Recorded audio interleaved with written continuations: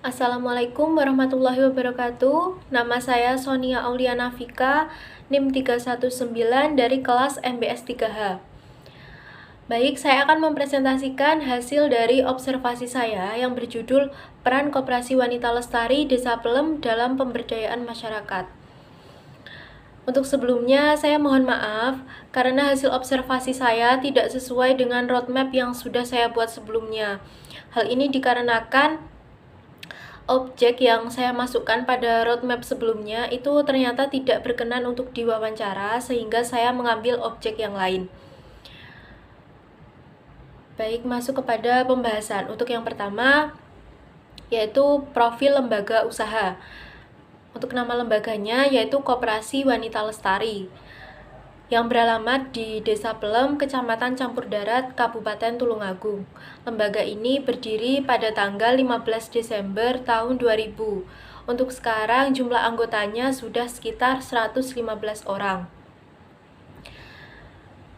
Nah, untuk yang pertama, saya akan membahas dari definisi pemberdayaan masyarakat terlebih dahulu.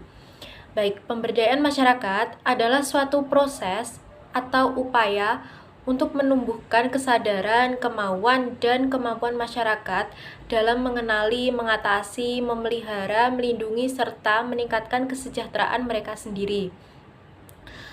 Untuk upaya pemberdayaan masyarakat, itu harus terarah atau targeted dan harus mengikut sertakan masyarakat.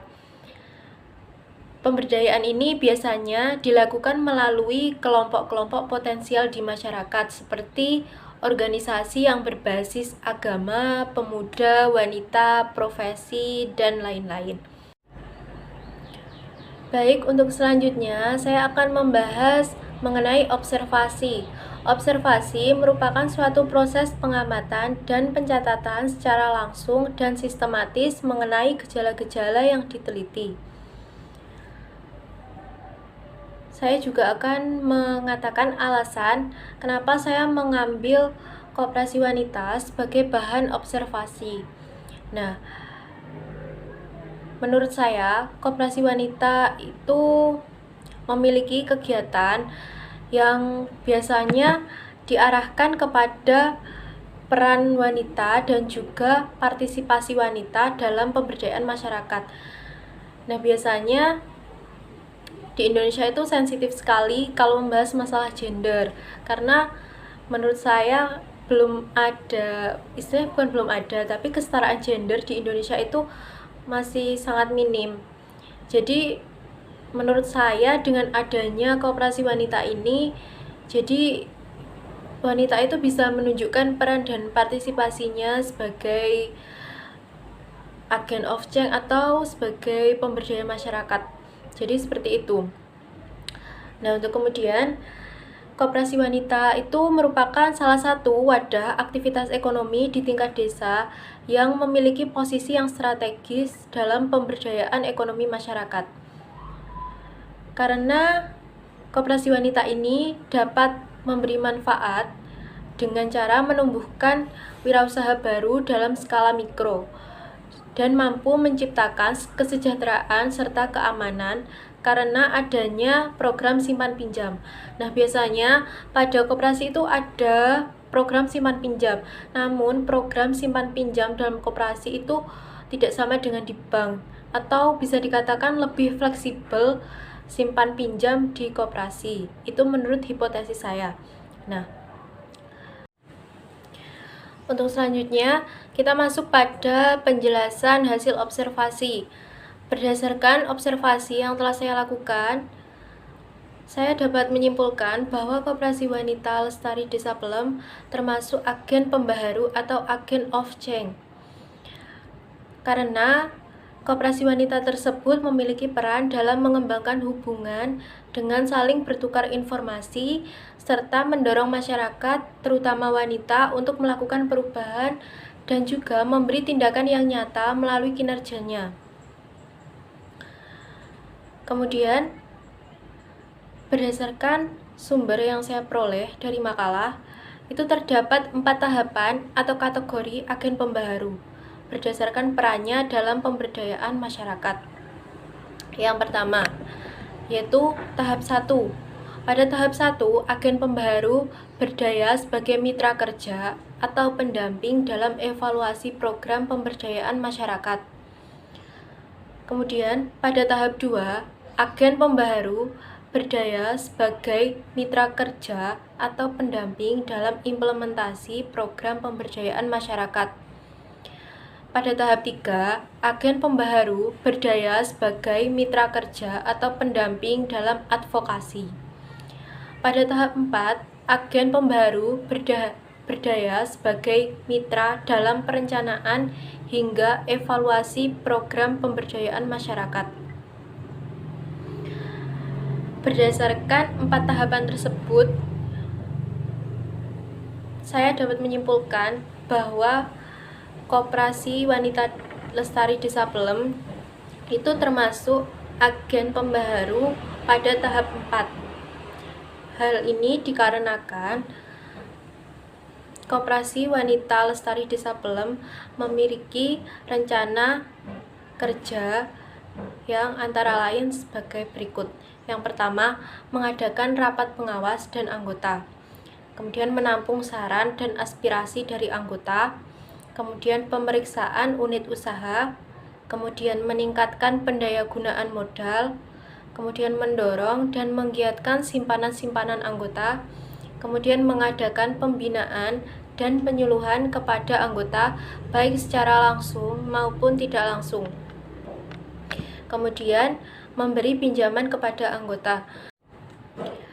Nah, kenapa saya katakan Koperasi Wanita Lestari Desa Pelem itu termasuk agen pembaharu pada tahap 4, yang berarti agen pembaharu berdaya sebagai mitra dalam perencanaan hingga evaluasi program pemberdayaan masyarakat. Nah, berdasarkan rencana kerja yang sudah saya jelaskan tadi, jadi kan dapat diambil kesimpulan misalkan dari menampung saran dan inspirasi dari anggota, kemudian memeriksa unit, kemudian meningkatkan pendayagunaan, memberi pinjaman. Jadi kan sebagai agen pembaharu, koperasi itu misalkan memberi pinjaman, itu berarti kan mereka sebagai mitra. Kemudian mereka memeriksa unit, jadi kan mereka juga melakukan evaluasi unit-unit usahanya itu gimana. Kemudian dikatakan sebagai agen pembaharu yang berdaya sebagai mitra dalam perencanaan. Nah, perencanaan itu seperti mengadakan rapat, jadi kan agendanya apa? Seperti membuat program-program kerja, itu kan seperti membuat perencanaan. Jadi, menurut saya koperasi itu berperan sebagai agen pembaharu yang berdaya sebagai mitra dalam perencanaan hingga evaluasi, seperti pada rencana kerja yang sudah saya jelaskan tadi. Kemudian, Koperasi Wanita Lestari dalam melakukan pemberdayaan masyarakat itu menggunakan pendekatan metode KAP atau KAP, yaitu Knowledge, Attitude, Practice, yang artinya itu jadi masyarakat diberi pengetahuan, kemudian dengan mereka memiliki pengetahuan tentunya mereka akan memiliki attitude atau mengubah sikap. Nah, kemudian dengan berubahnya sikap tentunya akan mengubah perilaku. Nah, kemudian menurut saya pemberdayaan yang dilakukan oleh Koperasi Wanita Lestari sudah dilakukan dengan terarah atau targeted serta melibatkan partisipasi dari semua anggota.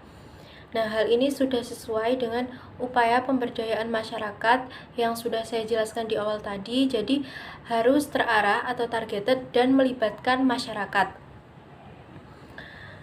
Selanjutnya, yaitu salah satu program dari Koperasi Wanita Lestari yang sudah berhasil, yaitu program simpan pinjam. Nah, untuk pemberian pinjaman itu dikenai bunga 1,5%. Nah, dalam pelaksanaan program simpan pinjam ini tentunya selalu ada kendala. Nah, salah satu kendalanya yaitu pinjaman macet. Nah, solusi dari kendala tersebut yaitu dengan memberi tenggang waktu yang sudah disepakati antara pengurus dengan peminjam. Nah, untuk pinjaman macet itu Berdasarkan informasi yang saya peroleh dari narasumber, tidak ada sanksi dan juga tidak ada denda.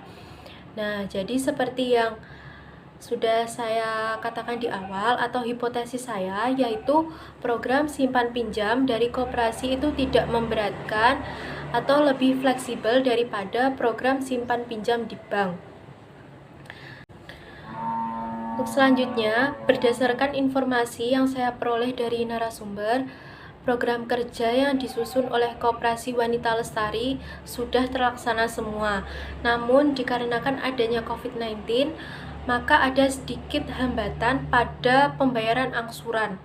Nah, biasanya pembayaran angsuran ini dilakukan setiap pertemuan, tapi karena adanya pandemi ini, jadi angsuran dikumpulkan oleh masing-masing pengurus setiap wilayah atau per dusun ya. Nah, kemudian peran Koperasi Wanita Lestari sebagai agen pembaharu dalam pemberdayaan masyarakat, yaitu antara lain membangun kesadaran wanita di desa dengan diadakannya kegiatan pembinaan dan penyuluhan. Kemudian mengembangkan hubungan antar masyarakat, khususnya wanita, dengan saling tukar informasi, yaitu dengan diadakannya kegiatan rapat antar anggota. Jadi setiap anggota itu bisa saling bersosialisasi, bertukar informasi. Kemudian perannya melakukan identifikasi masalah, yaitu dengan melakukan kunjungan ke rumah anggota yang angsuran pinjamannya itu macet. Kemudian yang terakhir yaitu melakukan tindakan nyata sebagai mitra kerja, yaitu dengan perannya memberikan pinjaman kepada anggotanya. Baik, berdasarkan observasi yang sudah saya lakukan, maka saya dapat menyimpulkan bahwa program kerja Koperasi Wanita Lestari sudah berjalan dengan baik. Namun, untuk kasus pinjaman yang macet, itu sebaiknya, kalau menurut saya, pihak koperasi itu memberikan denda atau sanksi kepada peminjam. Nah, pemberian sanksi tersebut itu juga harus mempertimbangkan berbagai keadaan sehingga tidak terkesan memberatkan peminjam. Nah, pemberian sanksi itu bertujuan agar anggota tidak menganggap remeh pinjaman yang macet dan juga dapat memaksimalkan dana untuk dialokasikan ke program lain.